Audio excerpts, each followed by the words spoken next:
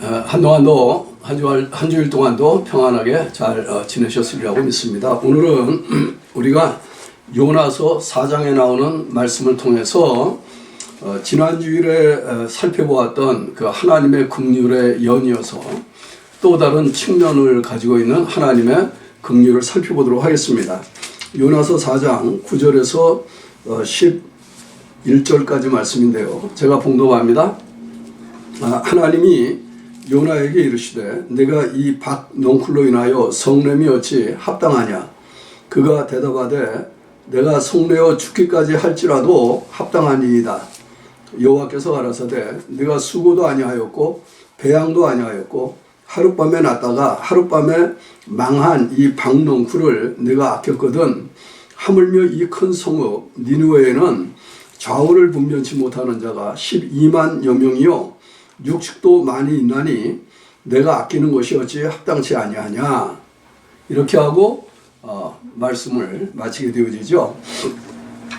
지난 주일에는 우리가 호세아서에 있는 말씀 가지고 하나님의 애틋한 그 하나님의 긍휼 이렇게 제목을 잡고 말씀을 보았는데, 오늘은 파격적인 하나님의 긍휼 이렇게 제목을 잡고 하나님의 긍휼에 대해서 살펴보도록 하겠습니다. 지난주에 우리가 본 그 호세아서의 본문은 하나님께서 이스라엘 백성들을 향해서 갖고 있었던 그 애틋한 마음을 나타내는 불쌍히 여기는 심령이었습니다. 그래서 하나님께서 아무리 불러도 돌아오지 않는 그 이스라엘 백성들을 바라보면서 심판을 행하시기는 해야 되겠지만, 그렇다고 해서 하나님께서 그들에게 정말 소돔과 고모라를 멸망했던 것과 같이 이렇게 하시지는 못하시겠다, 이런 이야기를 하시죠. 그런데요, 하나님의 그 안타까운 말씀 가운데 그럼에도 불구하고 하나님이 이야기하시는 것은 내가 너희들하고 언약을 맺었으니까, 그래서 남편의 이야기도 하고 아버지 같은 부정의 심정을 가지고 이스라엘 백성들에게 긍휼을 베풀겠다. 나는 사람이 아니니까, 나는 하나님이니까, 이렇게 정말 안타까운 표현으로 이스라엘 백성들이 하나님에게로 돌아오게 되어질 것을 정말 간절히 기대하는 그런 모습을 우리가 보았습니다. 물론요, 그 심판의 말씀 가운데에서도 하나님께서는 여전히 그들에게 긍휼을 베푸셔서 그들에게 알려지지 않은 다른 방법으로, 물론 우리가 돌아다 보면 예수 그리스도의 십자가의 죽음과 부활이라고 하는 구속의 사건을 통해서 그들을 다시 부르실 것에 대한 계획을 갖고 계셨었다라고 하는 이야기를 드렸었죠. 그러나 그것도 어찌 생각하면 하나님께서 여전히 언약의 당사자시고 아브라함과 이삭과 야곱의 자손들과 맺었던 그 약속을 이행하시는 분이라고 하는 어떤 큰 그림 속에서 그렇게 이스라엘 백성들에 대하여 하나님이 갖고 있었던 애절한 마음을 나타내 보여주셨던 것으로 볼 수가 있습니다. 그런데 오늘 이 말씀은 왜 우리가 파격적이라고 하는 말을 하냐 하면, 하나님께서 오늘 이 니느웨 백성들에 대하여 나타나고 계시는 이 간절한 마음은, 정말 이들을 돌아보고 계시는 이런 마음은 언약의 백성이라고 하는 그림 밖에 있는 이야기거든요. 그냥 단순히 하나님께서 창조주 하나님으로서 내가 이들을 만들어 놓았기 때문이다 라고 이야기하시는 그 이야기 속에 담겨 있는 것이기 때문에 그렇습니다. 대부분의 성도들은 이제 교회 생활 하시다 보면 요나서는 한 번쯤 공부를 하게 되어지는 책인데요. 이 요나서의 이야기를 이렇게 우리가 정리를 하면 이야기는 간단합니다. 하나님이 여로보암 왕 2세 때쯤이라고 생각을 하는데, 그때에 하나님께서 요나라고 하는 선지자를 불러가지고 니느웨로 가라고 얘기를 하셔요. 니느웨는 그 당시에 이스라엘과 적대 관계에 있었던 적국의 수도입니다. 지금 우리 한국식으로 얘기하면은 서울에 있는 어느 한 목사님에게 너는 평양으로 가라, 혹은 베이징으로 가라, 이렇게 이야기하는 것 같이 그렇게 잘 받아들여질 수 없는 그런 명령이었는데, 그 니느웨로 가가지고 하나님께서 너희들이 회개하지 않으면, 악에서 떠나지 않으면, 40일 내에 그런 일을 하지 않으면 하나님이 이 성을 멸망시키겠다라고 얘기해라, 이렇게 얘기하신 거예요. 그 뒤에 나오는 말씀을 보면 하나님께서 정확하게 어떤 말로 요나에게 가가지고 이 느느웨 사람들에게, 왕으로부터 모든 백성들에게 하나님의 심판이 임한다라고 하는 경고를 하라고 했는지 우리는 잘 모르겠어요.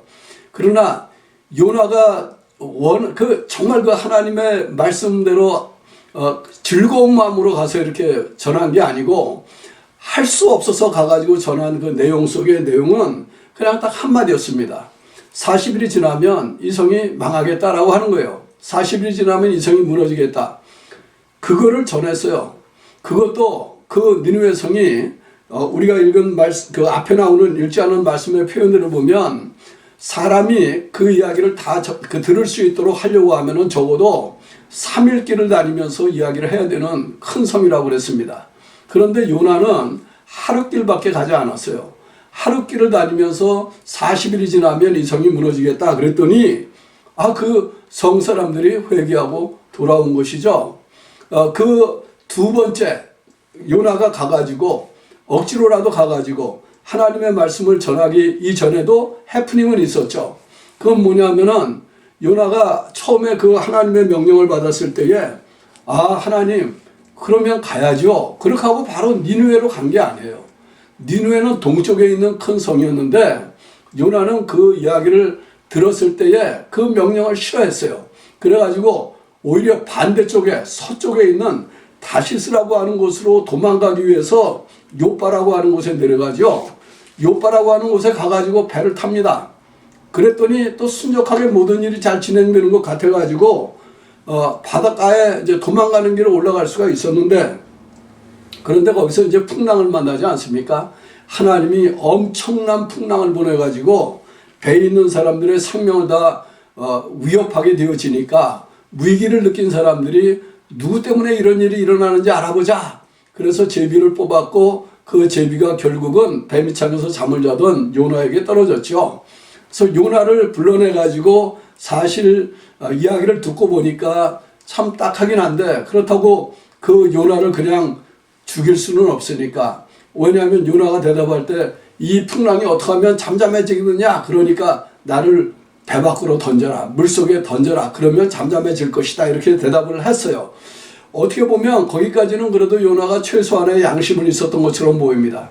그런데 사람들이 그 이야기를 듣고 그렇게 못하죠. 바로 못하니까 그냥 어떻게 하든지 살려보려고 애를 썼는데, 정말 해도 안 되니까 요나에게 이야기할 뿐만 아니라 요나를 그렇게 어려운 형편에 처하게 하신 그 여호와 하나님이라고 하는 분에게 기도하죠. 하나님께서 하시는 일이니까 우리가 이 요나라고 하는 사람을 바다에 던지겠습니다. 그러나 이 사람의 피에 대한 책임을 우리에게서 묻지는 말아 주십시오. 그렇게 이야기를 해요.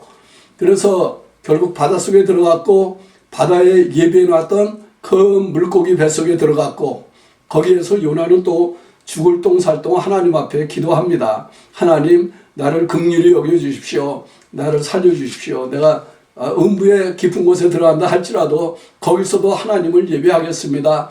이렇게 해가지고 간절히 기도하는 가운데서 하나님의 긍휼을 잊고, 제 이 표현을 잘 기억해 두시기 바랍니다. 하나님이 불쌍히 여기셔서 그 요나를 다시 육지에다가 뱉어내도록 고기에게 명령을 해요. 그래가지고 요나가 두 번째 기회를 얻게 되어지는 거예요. 두 번째 이 하나님의 말씀을 가서 전하라고 하는 명령을 순종할 수 있는 기회를 얻게 되어진 거죠. 그렇게 해서 가가지고 말씀을 전했잖아요. 그랬더니 회개를 한 거예요. 말씀을 전하고 난 다음에도 요나는요, 사실은 그 성이 망하기를 원했어요. 그래서 그 성 동편에 앉아서 거기에 일어날 일들을 기대하면서 자기가 전한 그 하나님의 말씀대로, 아직도 40일이 지나면 그랬으니까는요, 시간이 있잖아요. 하루 길밖에 안 갔다 왔으니까. 그런데 그 일을 듣고 그 사람들이 이제 어떤 반응을 보이느냐, 따라서 하나님이 어떻게 이 성을 대하실 것인가 이런 것들을 좀 보고 싶었는데 3장 끝에 보면은 이 성에 있는 사람들이요 백성들부터 시작해가지고 왕에 이르기까지 그래서 왕이 조서를 내려요. 조서를 내려서 심지어는 사람들뿐만 아니라 짐승들까지도 다 금식하게 하고 악에서 떠나서 하나님께로 돌아와라. 하나님께로 돌아오면 하나님께서 혹시 우리의 죄를 용서하시고 우리를 멸망시키지 않을지 누가 알겠느냐 이렇게 했거든요. 그러니까 하나님이 그것을 보시고 진노를 푸시고 그 성 멸하는 것을 돌이키셨다고 그랬어요. 그런데 오늘 우리가 읽은 이 4장에서는 그 사건이 있게 되어지기까지의 그 내용들이 있는 동안에 요나가 한 일에 대한 이야기를 이야기한 것이죠. 우리가 읽지 않았는데요. 앞부분에 보면 그 하나님께서 진노를 돌이키시고 니느웨 성 사람들을 구원해 주신 것에 대해서 요나가 정말 실망한 그런 모습을 보여주는 이야기들이 있습니다. 하나님께서 이렇게 마음을 돌이키신 것 때문에 요나는 성을 냈다고 그랬어요. 하나님에게 대해서 성을 냈다. 화를 냈다. 그래서 하나님이 물어보시죠. 내가 이 사람들을 멸망시키지 않았다고 그래서 성 내는 게 너 합당한 일이냐? 그런데 요나의 대답이 없죠. 거기에는.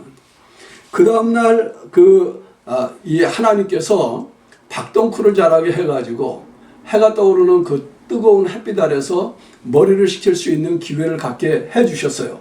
한낮에. 그리고는 하루가 기울기 전에 지기 전에 하나님이 벌레를 보내가지고 그 그늘을 지어줬던 박덩쿨들을 다 먹어 없애게 하죠. 그러니까 또 이 요나가 하나님 앞에 화를 내면서 하나님 차라리 나는 사는 것보다 죽는 게 낫겠습니다. 이렇게 얘기하지 않습니까? 그러니까 또 하나님이 물어보죠. 내가 어떻게 이렇게 화를 낼 수가 있느냐? 그랬더니 이번에는 요나가 대답을 해요. 내가 이 죽기까지 성을 내도 합당하다. 그렇게 이야기를 합니다. 그래서 이 이야기 속에 보면 하나님께서 요나와 이렇게 그 줄다리기를 하고 있는 것 같은 이런 모습을 되게 보게 되어지는데 우리가 염두에 두어야 되고 있는 것은 뭐냐면은 이런 거예요. 이 니느웨 성 사람들은 사실 원수의 국가의 도시 그 수도라고 할 수 있는 것이거든요. 그러니까 이 요나가 너 가가지고 이 성이 멸망되겠다라고 하는 경고를 해라. 그리고 그렇게 해서 그들이 회개하면 용서해주고 그 성이 지속되겠다라고 이야기하라고 한 것 같은 그런 설명이지만 결국 밑에 깔려있는 그 암시적인 메시지는 그거 아니겠어요? 회개하면 멸망시키지 않겠다 이런 뜻 아니겠어요? 그래서 요나는 그거를 하고 싶어 하지 않았던 거예요. 그래서 요나가 그것을 피해서 도망가고 싶었던 거예요. 그런데 하나님은 그 요나를 억지로 잡아다가 결국은 그 말을 전하게 했고 결과적으로는 그 적국인 아수르의 수도인 느느웨 사람들만 살아남은 게 아니라 그 적국이 살아남은 거잖아요. 그러니까 요나가 얼마나 화가 났겠어요. 하나님이 어떻게 자기 백성들을 대적하고 있는 이 민족과 나라 사람들을 용서해 주시고 그들을 불쌍히 여기시고 회개하고 돌아올 수 있는 기회를 갖게 하실 수가 있었겠는가? 뭐 이런 것들이 요나의 마음속에 머리를 복잡하게 가득 채우고 있었을 수도 있었겠죠.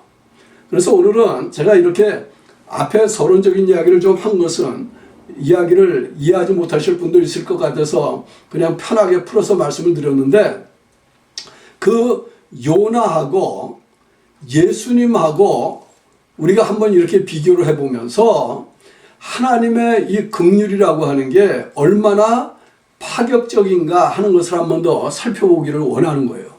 물론 이미 요나서에 나오는 이야기만 가지고도 우리는 하나님이 얼마나 파격적이신 분인가 하는 것을 생각할 수 있어요. 왜냐하면은 우리는 보통 여호와 하나님은 이스라엘 사람들의 하나님이라고 생각을 하는 거거든요.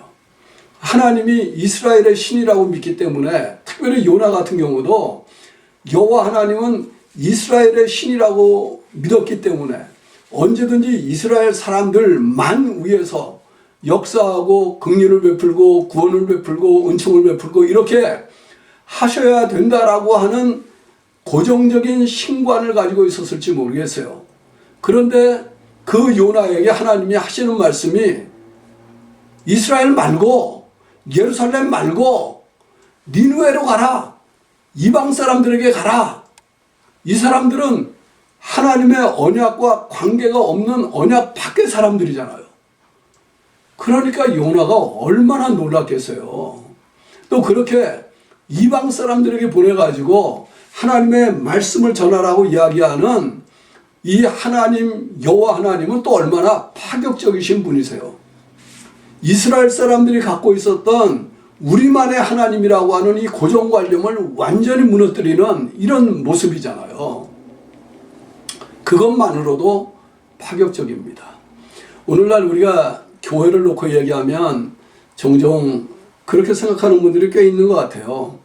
교회의 담, 교회의 벽 안에 있는 그 우리를 중심으로 해서 하나님의 교회를 말하면 우리 교회만 하나님의 교회라고 생각을 하고 하나님은 우리 교회만의 하나님이라고 생각하시는 분들이 심심치 않게 있는 것 같아요.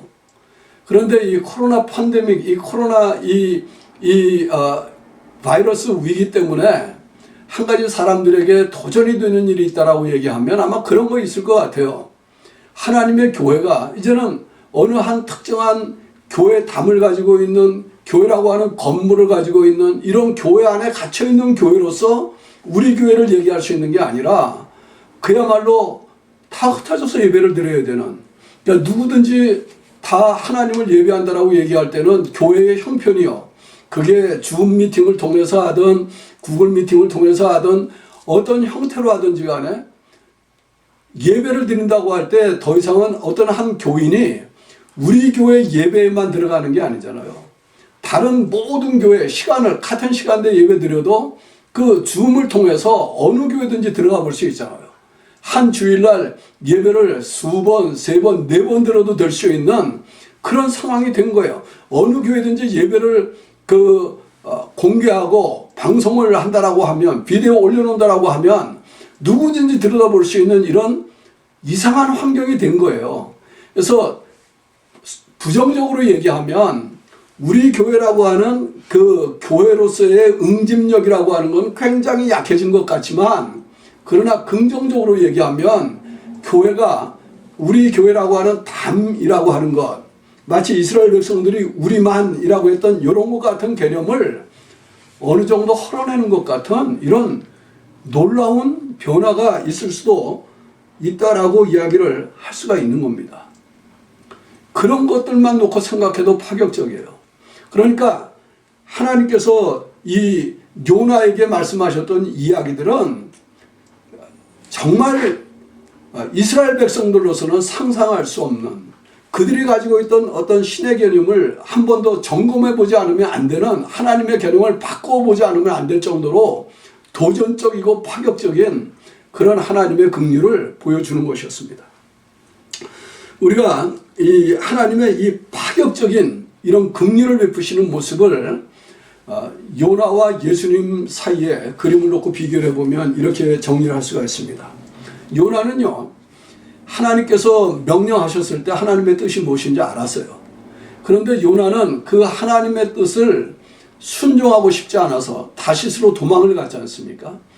두 번째, 고기 뱃속에서 나온 다음에 부득불 니느웨로 가서 하나님 말씀을 전해서도 정말 하기 싫은 일을 했던 거예요. 억지로 했던 거예요. 이 일에 대해서는 사람들이 이렇게 해석을 해요.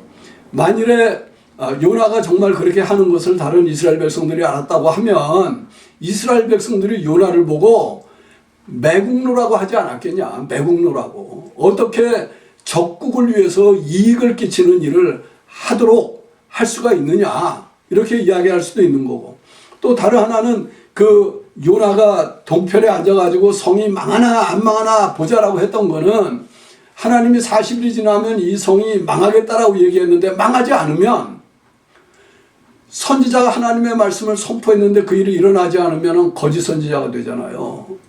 그러니까 요나 자신은 정말 이러지도 못하고 저러지도 못할 그런 엉거주춤한 상황 속에서 하나님의 뜻을 알고도 하나님의 뜻을 즐거움으로 행한 게 아니라 그냥 어쩔 수 없이 행했던 이런 사람인데 비해서 성자 예수는요, 하나님이시잖아요. 하나님이신 그 성자가 하나님을 대적했던 땅 위에 있는 모든 인종들, 모든 민족들, 모든 나라들의 구원을 위해서 이 땅에 오실 때 그 성자는 그렇게 억지로 오신 게 아니에요.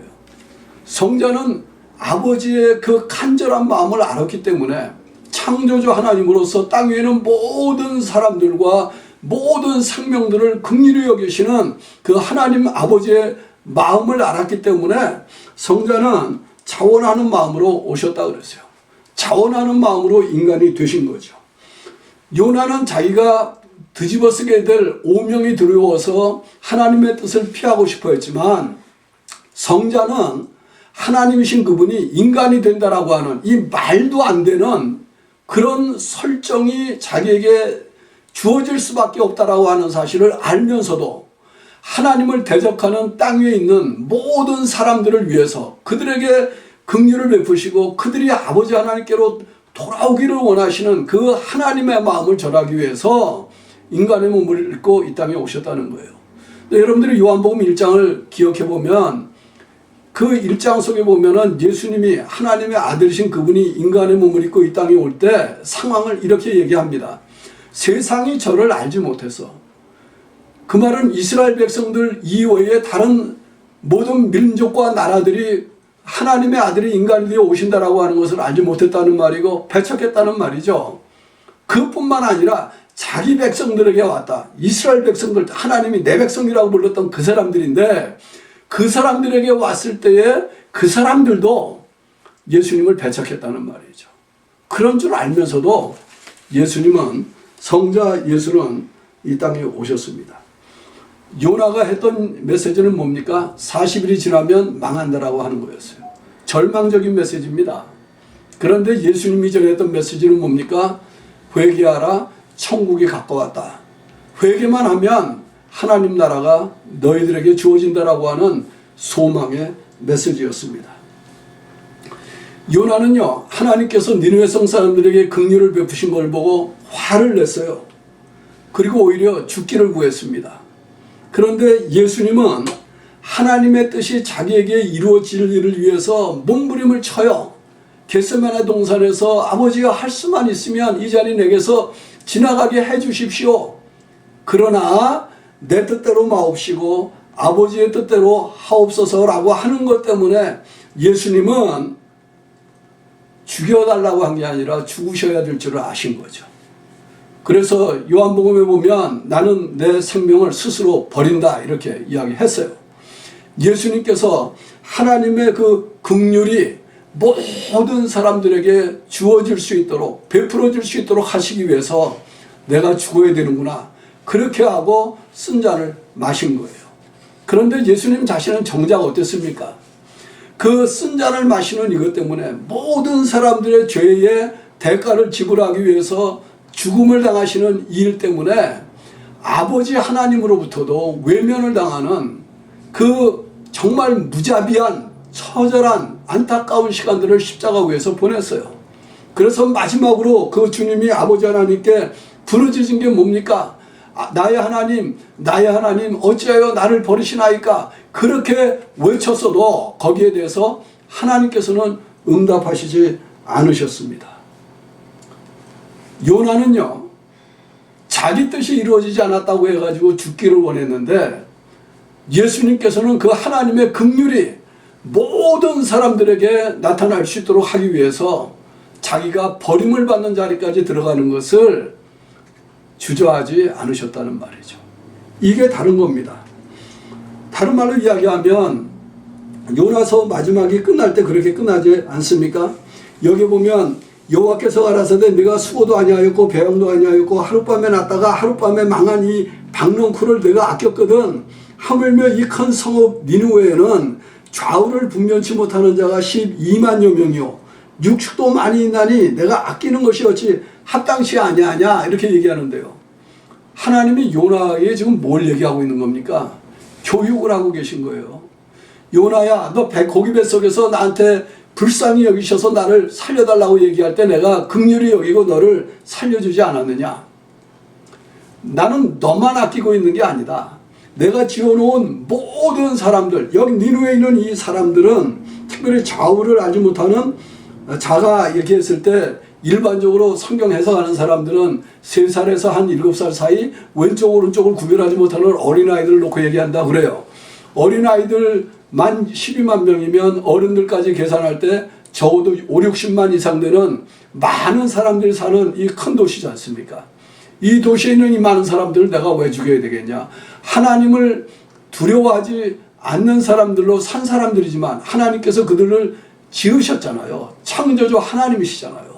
그러니까 내가 사람들만 돌아보는 게 아니고 짐승들도 돌아보는 내 피조물들을 내가 돌아보는 창조주 하나님으로서 박농쿨을 내가 아꼈는데 내가 어찌 이 사람들을 아끼지 않을 수가 있느냐 이렇게 이야기를 하시는 거죠. 요나가 그리고 있는 하나님의 그림하고 하나님께서 요나에게 보여주고 있는 하나님의 그림은 너무나 다른 거예요. 그러니까 우리가 오늘날 예수를 믿는다고 할 때 우리가 어떤 특정한 한 교회 교인으로 생각하고 있는 예수님이나 교회 그림이 하나님의 그림이 오늘날 우리가 이야기하고 있는 창조주 하나님의 이 큰 그림을 이해할 수 없다고 하면 하나님께서 긍휼을 베푸신다라고 할 때 예수 믿고 구원받은 사람들에게만 베푸시는 게 아니라 교회 밖에 있는 모든 사람들에게도 하나님의 긍휼이 임하기를 원하신다는 것을 우리는 이해를 못하고 사는 것일 수도 있습니다. 하나님의 이 파격적인 이 긍휼 때문에 로마서 8장이 있어요.